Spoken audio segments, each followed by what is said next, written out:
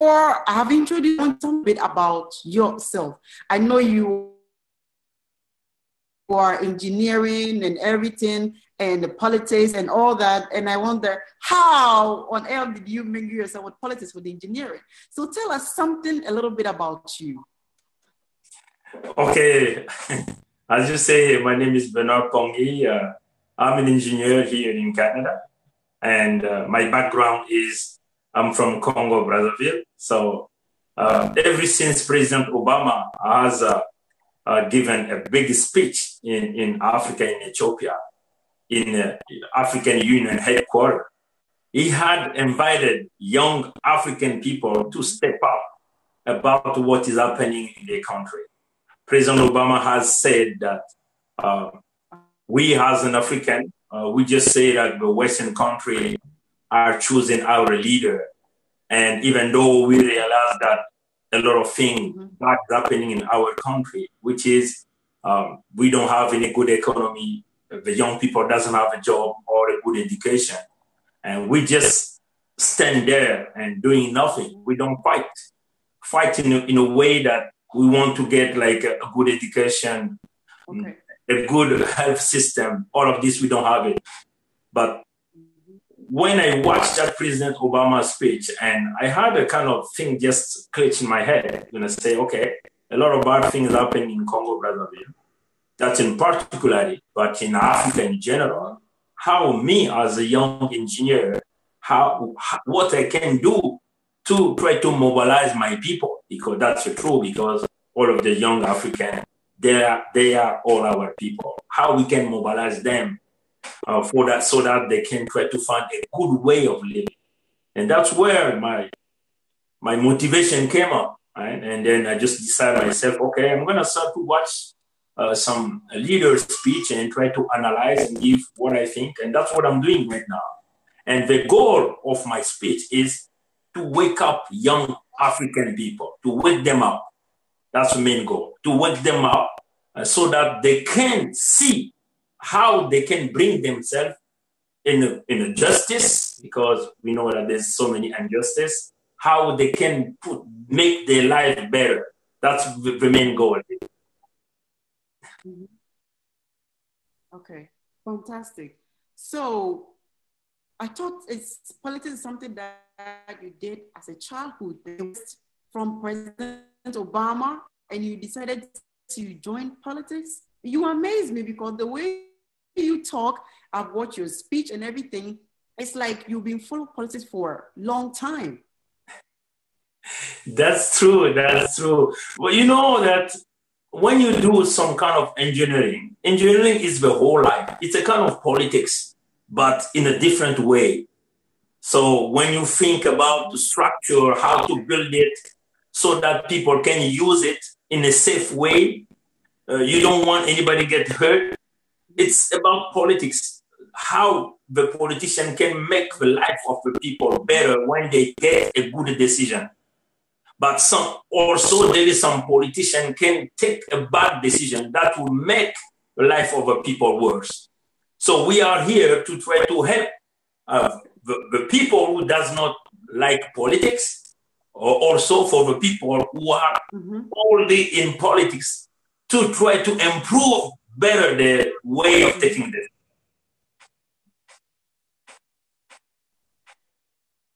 Wow. So are you not afraid? Because everybody's afraid of politicians.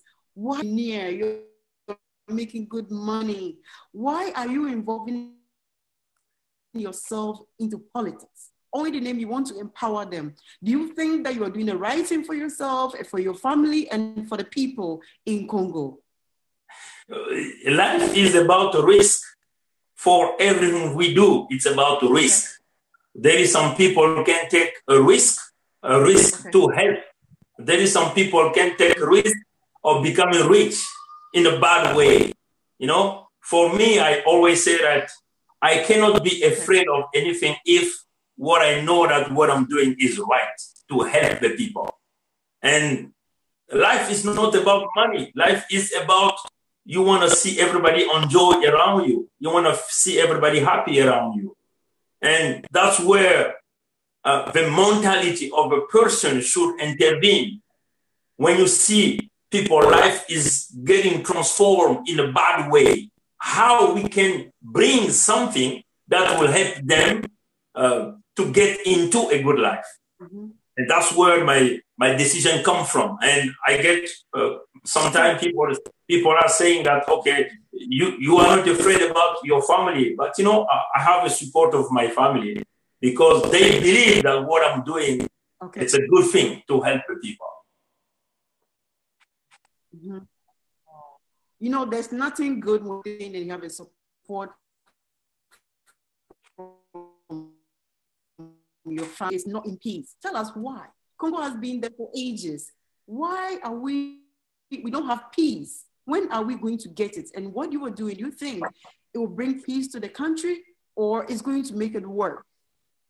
Okay, the problem in Congo is about the respect of the rules, the respect of the democracy. That's the main problem. As we know that country used to be a good country. Everybody was coming from overseas, coming to take education in Congo-Brazzaville. But we also have a kind of time in 1992 when we have like a big political meeting in the country trying to bring a peace, a solid peace in the country. We had a good election there, and everybody decided to vote for one president who was elected. But after 5 years, one person just decided to destroy the whole dream of the people in Congo, the whole dream of the people life in Congo. So he came back by using guns. He did what we call in French coup d'etat. He was supported by the French people, by one of the presidents in France. His name is Jacques Chirac. He's the one who bring Sassou Nguesso in power. And ever since, the life of the people has become a kind of a shadow. And that's why we are fighting to try to bring the democracy back and bring back the peace in the country. Okay. Fantastic. Let me ask you this. I'm from Ghana, and we are West Africa. Why is it Central Africa countries don't have peace? After everything and all the education and everything, why Central Africa peace? People are living horrible, like they are terrified. Why is it that? Okay, I have to explain these two reasons. First, most of Central Africa country, they've been colonized by the French people. And Ghana is a kind of English system. In the English system, the British they understood that they can do business in the meantime, helping the people in the country to become good in the way they can, good in accounting, good in politics. They have to install the democracy because the democracy is the beginning of the peace in the country, the beginning of a development of the country. That's what the British people did. But in Central Africa, the problem is the French, they are supporting dictators, and they are supporting the people that is using guns against their own country. The French want to control every natural resources in Central Africa. That's the big problem. And because they want to control national resources, they want to control one person, and they can give that person everything. Even though that person can gun down their own people, that person cannot feed their own people. They don't care about that. That's the main problem. That's why in the center of Africa, you can see young people are trying to leave their country to go to Europe, going to Libya. They become slaves because the dictator are turning guns against their own people. That's the problem there. And the problem is the French people are supporting the dictators. We can give some name. If you see in Cameroon, Paul Biya, he has more than 30 years in power. In Congo-Brazzaville, Sassou Nguesso, more than 40 years in power. In Gabon, the family Bongo, more than 50 years in power. In Togo, in South Africa, it's in the Republic Democratic of Congo, in Chad. It has become a point where the French are making money beyond the blood of the people in the center of Africa. And that's why we are fighting. We say, no, we cannot keep doing this. We have to change the exclusion of the young people in the politics, the exclusion in the young people in the accounting of the country. We say no to this kind of politics and this kind of practice. Okay, fantastic. I hope viewers, you're having a blast. This is Congo Live Radio, your #1 Africa radio station. I'm your host, FREMA Shows, with Mr. Bernard Pongi. If I don't mention your name, well, please pardon me. I watched recently one of your videos. That was what interests me. You said that Congolese or all Congos are in prison. Why did you say that? Why did you explain to me? Are we putting all our people in prison? Are they in prison? Are they? What is going on? I was scared when I heard that. Why did you say that? Okay, as you can see that there is no freedom in Congo. Human rights, there is the abuse of the human right in Congo. Every young people or a politician in opposition leader, if you say something against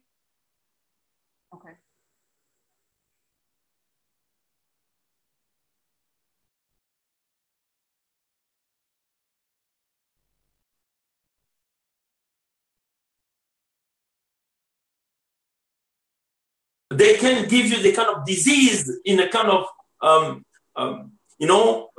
come into your house, destroy your house. That's what is happening. People are lacking freedom in Congo. Expression freedom, freedom of thought, freedom of moving from point E to from point A to point B, freedom of speaking the truth. And right now, as you know, that the Sassou Nguesso is military everywhere in the country. He has committed a big genocide, a war crime in one of the departments we call, it's a region in Congo we call Poor. It's people cannot move in Congo. That's why everybody knows, even the United Nations has come with a report. The U.S. State Department has come with a report by talking about the abuse of the human rights in Congo. And, in one word, Congo-Brazzaville is a big opening prison. It's only the people in the regime can survive. The simple people cannot have a good life there. Wow, fantastic. I also listened to one of your videos and you were talking about huge amount of money, like 55,000 CFA or whatever the money was and everything.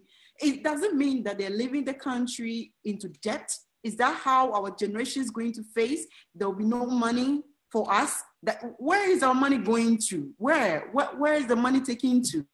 And how much is the money are we talking about? Okay, Nana, the IMF, which is the international bank, the international bank, they are in charge of watching every country money. They are in charge of accounting of every country. However, in Congo-Brazzaville in 2010, the debt of the country was removed almost in 60% of the debt was wiped out. It was a kind of a good beginning of the country. But in the meantime, from 2002 to 2016, the country has made a lot of money with oil. The same regime has come with a number. They say that they have put aside what they have called almost like 15,000 billion of the CFA, like a kind of reserve of a country. After a few months, and then they're going to say that the oil money has been disappeared. However, so many scandals we are hearing everywhere. Panama Papers, Paradise Papers, the children of that guy of Sassou Nguesso, his son who was selling the oil of the country. All of this money is being hiding in in what we call a paradise country. That's where the money of the Congo is there. In the meantime, the hospitals are closing, the schools are closing, the salary of people are not being paid. Everybody keeps going in strike in the country. But even though the people don't get their money, the people are going to strike, they cannot protest. If you protest, you are a dead person. That's a rule there. So Congo has become like the people who have steal the money, they are the ones who are making the rule. They become the law in the country. Because they are the states, they are the ones who steal the money, but they are pushing everybody in a kind of dictator way. And that's why we Congolese living in overseas, we say no to this kind of practice. We want the United Nations, big country, to come to the country to conduct first a big investigation on every war crime that was committed in Congo-Brazzaville by the regime. And secondly, we just ask the IMF Bank not to come to bail out Sassou Nguesso, because by bailing out Sassou Nguesso, by giving the money to Sassou Nguesso, he's going to steal again his money, and the people in the country will still be in bad shape. Now, let me ask you this. Since you mentioned about the money, because when I listened to your video and I heard about the money, I was like, this is a huge money. This money can make Congo. This can make Congo great again. Now, what are we going to do? Are they going to pay the money? Or they are going to, even if Sassou Nguesso decided to leave the office and hand over to his son or whatever, I'll come back to that one. You think that I'm going to leave the country in debt? Because if the country is going to live in debt, that means the generation are dead. What are we going to do to retrieve that kind of money? Okay, our proposition is pretty clear. One is we are fighting so that Sassou Nguesso step down to the power. That's the first of our thinking. Secondly, getting so bad, Bernard. Secondly, your speaker sound is bad. Your speaker, check the speaker sound. Okay, let me see. That's all. Can you hear me now?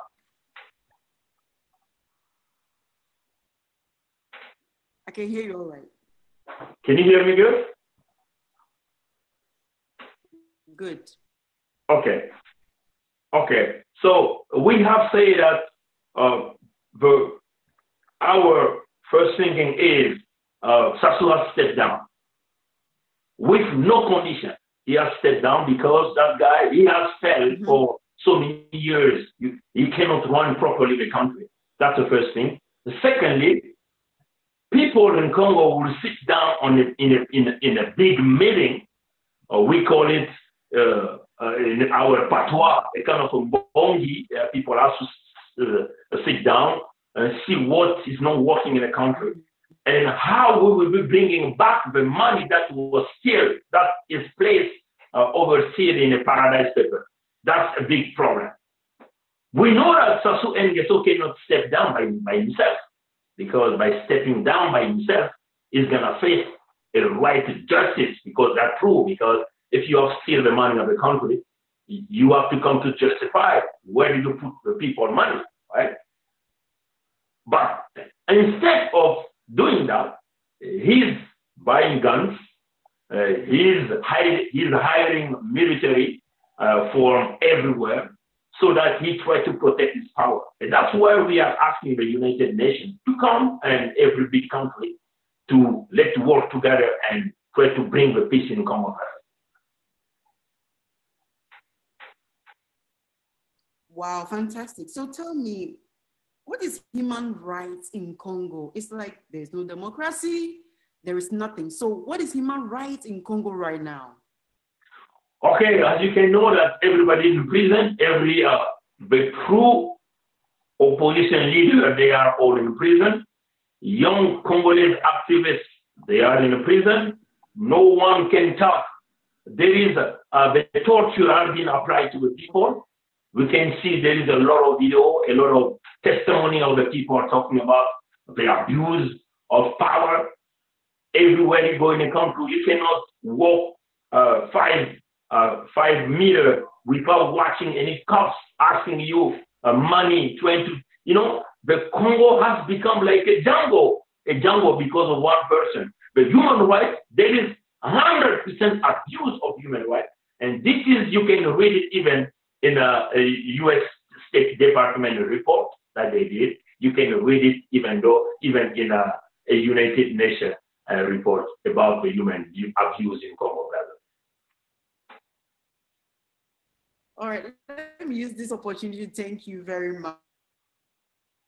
But then I just want to say a very big thank you for giving me this opportunity to interview you. Viewers, you're listening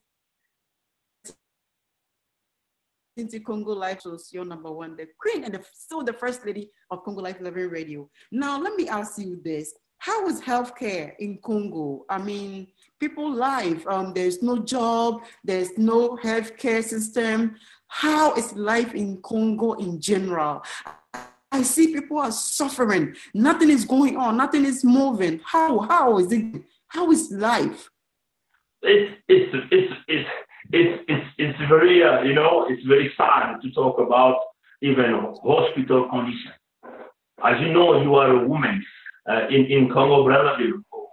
If you go in where the woman gives birth, you will be crying because you don't have even a minimum of infrastructure that will give the condition of the people to give the birth. If you go in maternity, like in the child health service, it's a kind of crying, If you see in the school, there is the kid doesn't have any table, the way the chair, they can sit, right? And most of the women in Congo, they are totally abandoned. It's me like the regime does not give, does not give a good place. The equality of men and women in Congo, life in Congo is like being in hell in Congo. That's the truth, And right now, every company are closing. Mm-hmm. Right? Every company are closing because the economical situation is very bad. The people are still the whole country money, and they have increased the taxes. They're trying to take the money from everywhere, in a corruption way, and companies are moving from Congo to different countries. So there is no job for young people, and that's where we say, no, the country shouldn't be like that. We, people of Congo who are living outside, we just stand up, we're going to say, okay, let's fight together to bring the right economy, but by replacing the people who did not provide the good thing to the population in Congo-Brazzaville. So life in Congo is kind of a hell. People of Congo, they are living in hell. That's the truth. Wow. Fantastic. Now that you said that, let me bring it to this. Mr. President Denis Sassou Nguesso, if I don't mention it well, forgive me. I heard that people is putting people in prison, killing people and here and there. What are you doing? What are people doing about it? Killing is not right. People in the prison because they want to stand for their, their right or democracy. Is that right? What can we do to stop it? What can we do to prevent it? They're putting innocent people into jail. They're killing innocent people. They're wounding them. What can we do to better their lives? Oh, our solution is pretty simple, right? We have right letter everywhere in United Nations, in every big country. Everywhere you have a powerful people, we have tell them, please come to help Congo. The first thing we request is an independent investigation on every crime that was committed in Congo-Brazzaville by the regime of Denis Sassou Nguesso. Okay. And that has to be done by the United Nations and the organization who seek for peace, who seek for human rights. Secondly, is just let's bring the people who committed the crime to the justice. We have an international court that exists. And we know that the crime has been committed in Congo, and the crime is still going on in Congo-Brazzaville, and nothing is done about it. Why? Because Sassou Nguesso is being protected by the French politicians. That's where my truth is. That's where the truth is. Because the French politicians are protecting Denis Sassou Nguesso. But why? That's why we are asking the United Nations to step up, to step in Congo-Brazzaville, to go over the French politicians, because we are living in a global village. The problem in Congo-Brazzaville is going to become the problem for the American people, the problem for the Canadian people. We have to solve the problem. And we know what is wrong in Congo. It's one man, one system, one group of the people that are being committed crime every day again. So the people of Congo, they have tried to take that guy down during the election in 2015. But what that guy did, he just changed the result of the election president. So he got only 80% of the vote. But he has proclaimed himself as a winner of the election by using the repression to the people. And that's why we say the people of Congo, they don't have guns. They don't have the power to take Sassou out of the power. Okay. We are asking for a big help coming from everywhere so that we can together take away a cancer, because we call Sassou Nguesso and the regime a kind of a cancer. It's a disease that's preventing the country to move forward. We have to come do a surgery to remove a kind of disease so that the people can gain the freedom there.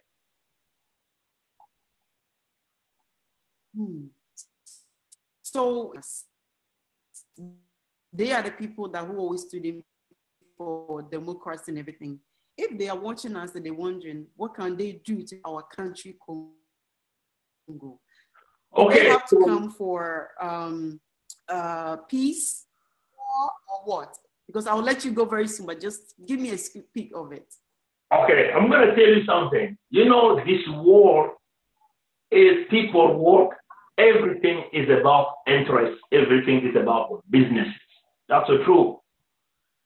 If the French people, the French politicians are supporting Denis Sassou, they are protecting Denis Sassou Nguesso by the crime is committed, either a blood crime or economical crime, because they have interest. What is the interest? Natural resources. So, but we know that certain countries like British, like American people, they're coming in Africa too, doing businesses. But it has to become a kind of two partnership. That's what we're doing. That's right. We don't want someone who comes to do businesses, like big corporation who come to do businesses.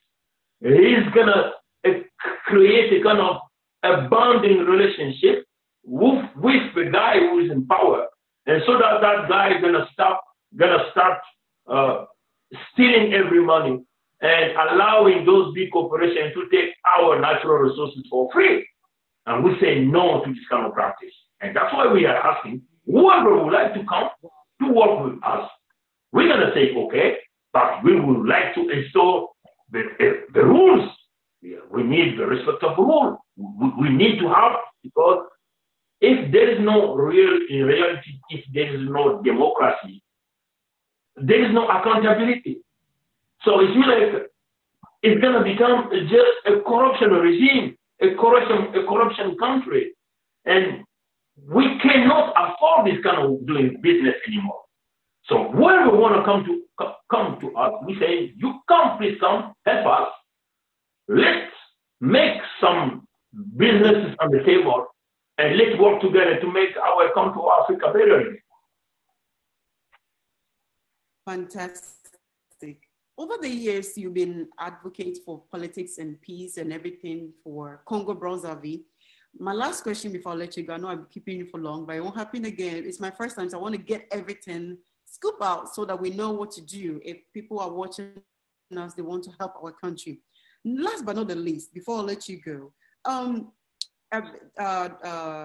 President Denis, he wants to leave the power. He wants his son to take over. And I see you advocate and doing all that. What do we have to do? What do you have to solve? What can we do to abort this? Should we sit down and let his son take over 30 years? Or what should we do? Okay. As you know, all the regime has been in power more than 30 years. They always want to give the power to their children. So Africa has become a kind of a monarchic regime for every dictator. In Congo-Brazzaville, Sassou Nguesso has chosen his son. He wants his son to become in power. The same son, he is involving in a lot of money laundering.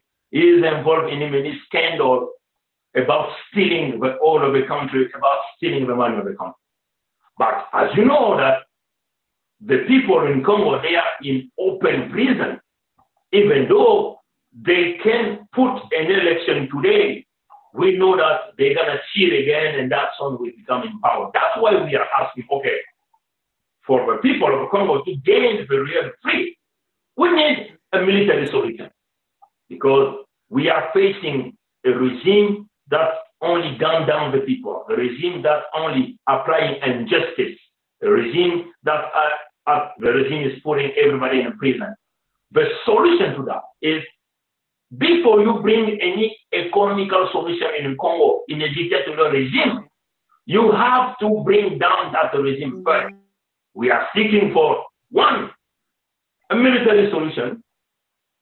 Whoever over the world wants to come to help the people in Congo to step down Sassou Nguesso by using military action, please welcome. Because we thought that the way people of Congo are trying to do it in a peaceful way, they cannot, because every time they try to protest, the guy is using guns against their own people, even though the protest is being with non-violence, you know. And to avoid the son of Sassou Nguesso to get in power, if there is no military action, that son will become president, and the people of Congo will be living again 60 more years, probably 100 more years in slavery, in a bad education system, in a bad health condition. So we need a military action to avoid this kind of thing. And that's why we are asking the United Nations, we are asking every country, we are asking whoever decides, whoever is the most powerful person, because they know that the problem is happening in Congo-Brazzaville is because of one man, one family who has steal every money, who has putting everybody in prison. And people of Congo want to become free. People of Congo want to live in a peaceful country.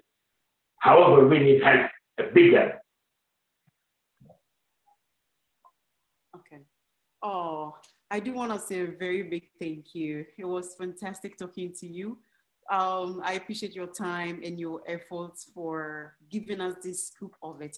I've been following you, watching your videos, listening to you, and I said, this is the person I want to talk to. I want to know more about what is going on in my country, because Congo is my third home too. So it was a blast talking to you. But last, and what do you want to say to your fans and your followers out there? What do you want to tell them?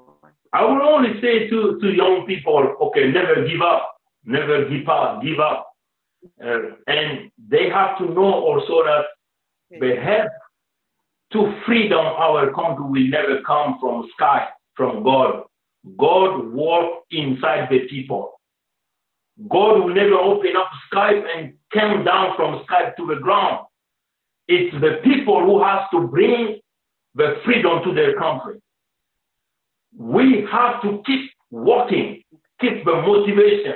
We have to keep protesting. We have to keep looking for all of my fans.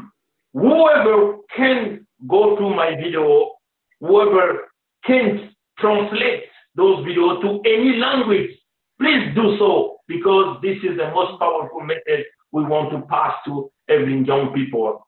The people who are suffering, the young people want to live a good peace and a good life. Thank you again for inviting me to your emission, to your show. Thank you so much. I have a wonderful time with you. My name is FREMA. Thank you very much. I appreciate it. This is Congo Life Living Radio. This show was sponsored by Jean Louise, my producer for Congo Life Living Radio. We're based in Congo-Brazzaville, and we also have another branch in Chicago, USA, Illinois. Until we meet next time, the name still remains FREMA Shows, your queen, the first lady. And thank you very much, viewers, for tuning in. It's one love. We'll meet next time, and it's bye-bye.